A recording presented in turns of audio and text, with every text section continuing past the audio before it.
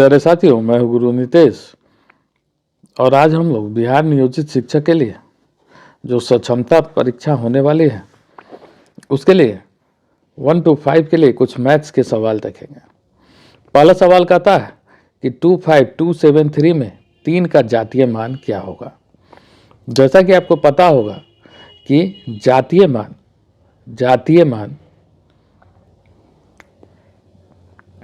मान को इंग्लिश में हम लोग बोलते हैं फेस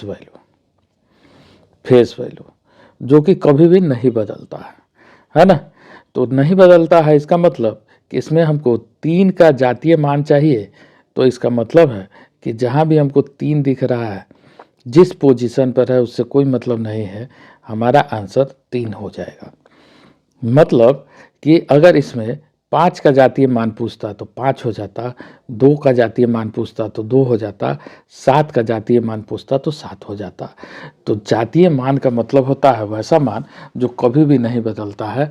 मतलब प्रश्न में आपको जिसका जातीय मान पूछ रहा है, जिसका फेस वैल्यू आपसे पूछ रहा है, आंसर वही हो जाएगा, उसमें किसी तरह का बदलाव नहीं होगा।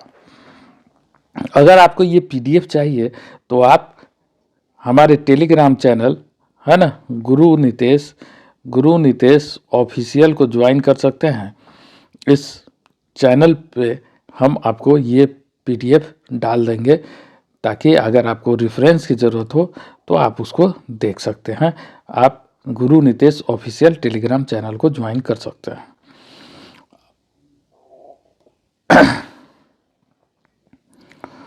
अगला सवाल कहता है कि 58732 में 7 का स्थानीय मान बताएं।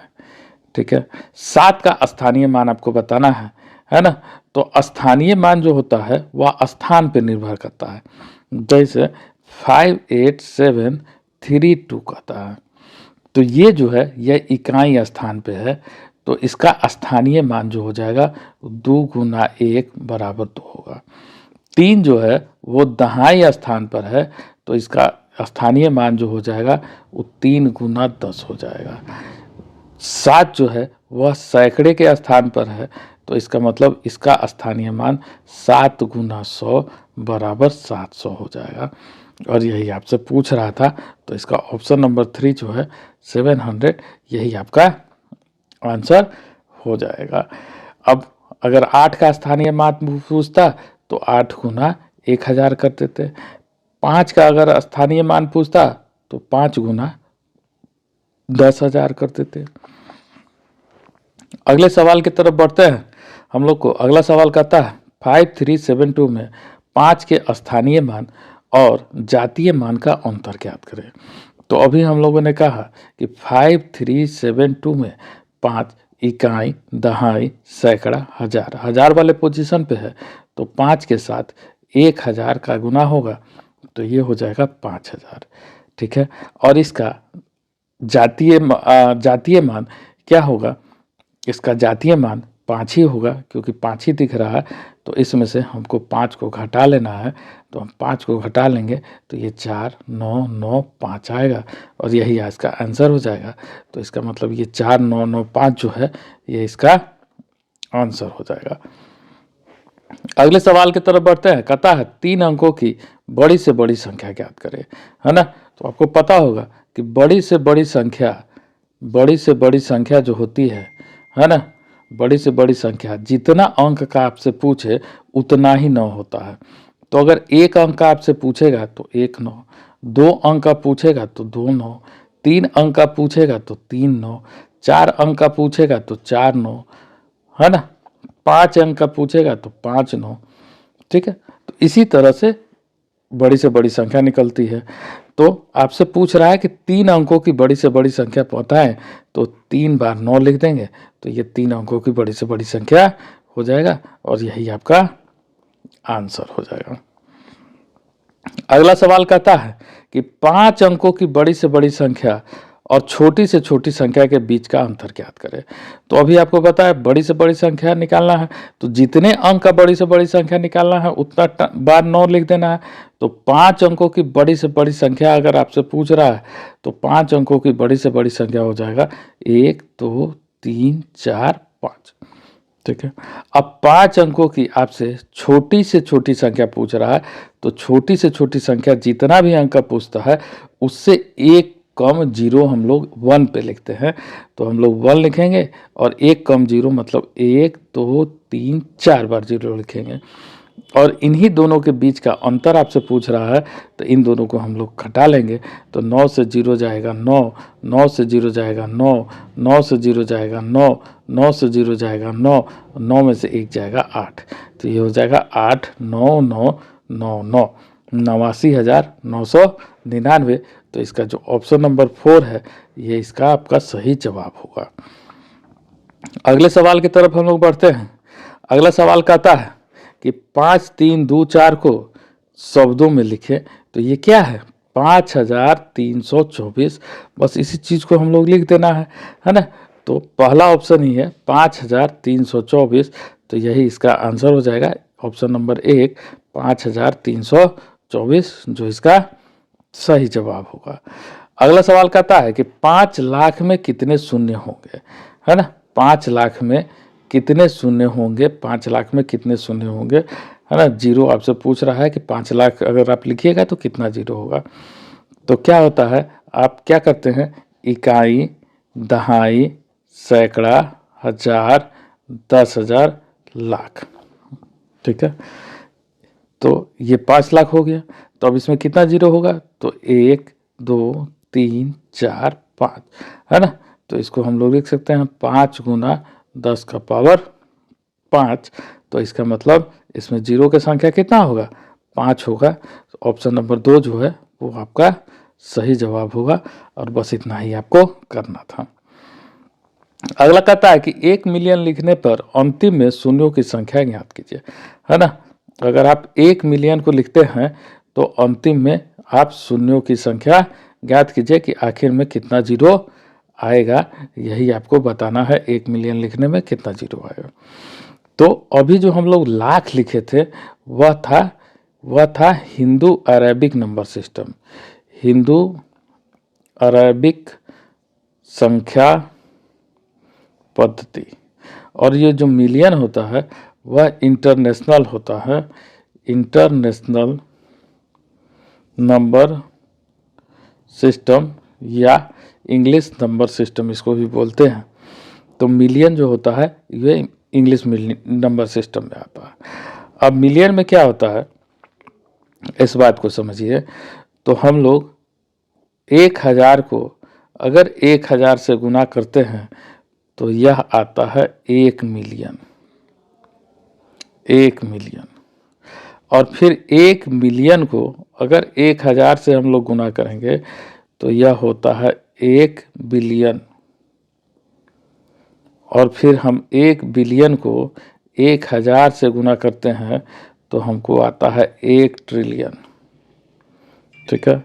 तो इसका मतलब कि 1 मिलियन में 10 का पावर 6 मतलब 6 जीरो, 1 बिलियन में 10 का पावर 9 मतलब 9 जीरो, और 1 ट्रिलियन में 10 का पावर 12 मतलब 12 जीरो होता है। और ये आपको याद रखना है, बहुत ही इम्पोर्टेंट है और बार बार बहुत सारे एग्ज़ामों में यह पूछा जाता है, बहुत सारे एग्ज़ामों में यह पूछा जाता है। अगर आपको वीडियो अच्छा लग रहा है, हमारे चैनल से जुड़ना चाहते हैं, नया नया नोटिफिकेशन आपको नया नया वीडियो का मिले, तो आप हमारे इस चैनल को सब्सक्राइब कर सकते हैं।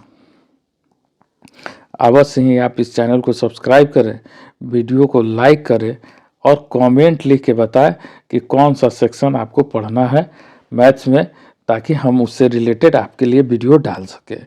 और ये जो पीडीएफ है जिस पे हम बना रहे हैं इन सारा का सॉल्यूशन, अगर आपको पीडीएफ फॉर्म में चाहिए, पीडीएफ फॉर्म में चाहिए तो आप गुरु नितेश ऑफिशियल, है ना, टेलीग्राम चैनल को आप ज्वाइन कर सकते हैं। गुरु नितेश ऑफिशियल टेलीग्राम चैनल को आप ज्वाइन कर सकते हैं, ताकि सारे जितना भी हम इस पे सॉल्यूशन करेंगे, जितना सॉल्यूशन यहाँ होगा वह सब आपको अपडेटेड मिलेगा। तो सवाल पे हम लोग आते हैं। सवाल हमारा था कि 1 मिलियन लिखने में कितने शून्यों की संख्या अंतिम से होगी। तो कितना होगा 6। उसी तरह से अगर आपसे पूछ देता 1 बिलियन लिखने में कितना होगा तो 9, और 1 ट्रिलियन लिखने में कितना होगा तो 12। अगला सवाल कहता है कि निम्न में से कौन सा अभाज्य संख्या नहीं है।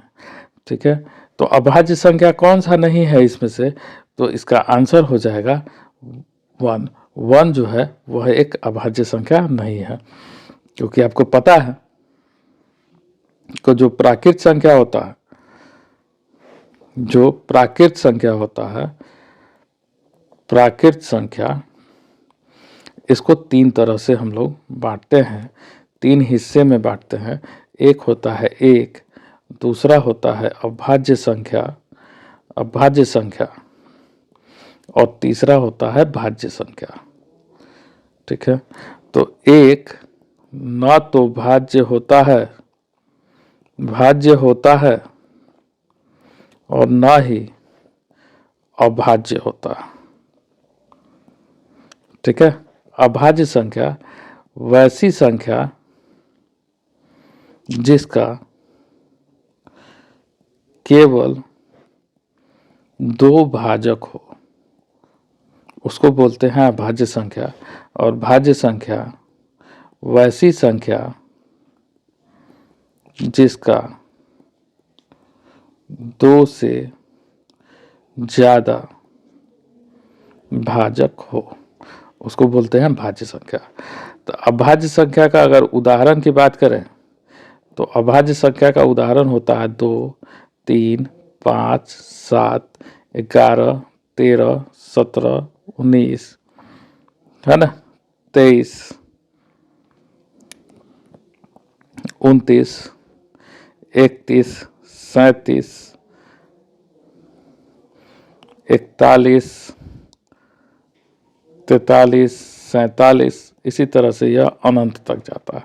और भाज्य संख्या जो होता है इसका उदाहरण हो जाएगा आपको 4, 6, 8, 9, 10, 12, 14, 15 डॉट डॉट डॉट इन्फिनिटी, यह भी अनंत तक जाता है। अब आपसे एक और सवाल इससे बहुत इम्पोर्टेंट है जो बनता है कि 1 से 50 तक में, है ना, 15 अभाज्य संख्या होता है। ठीक है, याद रखना है आपको। 1 से 100 तक में 25 अभाज्य संख्या होता है। 1 से 1000 तक में 168 अभाज्य संख्या होता है। 1 से 100 तक में 74 भाज्य संख्या होता है। और जो आपको सवाल आया था, 1 ना तो भाज्य होता है ना ही अभाज्य होता है। तो ये पूरा कॉन्सेप्ट था इसका, इसको समझ लेना है। तो इसका मतलब इसका आंसर क्या होगा 1। अभी आपको हमने बताया कि 1 जो होगा इसका आंसर हो जाएगा। ठीक है, आगे बढ़ते हैं हम लोग। कहता है पाई एक क्या है, पूर्णांक संख्या है, अभाज्य संख्या है, परिमेय संख्या है, अपरिमेय संख्या है ना। तो पाई जो होता है वह एक अपरिमेय संख्या होता है। पाई जो होता है वह एक अपरिमेय संख्या होता है। हमेशा याद रखना है पाई, एप्सिलॉन, है ना, ये एक अपरिमेय संख्या होता है, अपरिमेय संख्या होता है। लेकिन 22/7 जो होता है वह एक परिमेय संख्या होता है, वह एक परिमेय संख्या होता है। तो अगर आपसे 22/7 लिखा हुआ रहेगा तो वह परिमेय संख्या होगा, लेकिन अगर पाई लिखा हुआ रहेगा तो वह हमेशा अपरिमेय संख्या होगा। ठीक है, तो ये आज के 10 सवाल थे जो उसको हम लोगों ने बनाया। फिर कल के वीडियो में हम लोग 10 और सवाल को देखेंगे। अगर चैनल पे आप रेगुलर आ रहे हैं तो हमारे चैनल को सब्सक्राइब कीजिए ताकि रोज़ का वीडियो आपको मिल सके। धन्यवाद।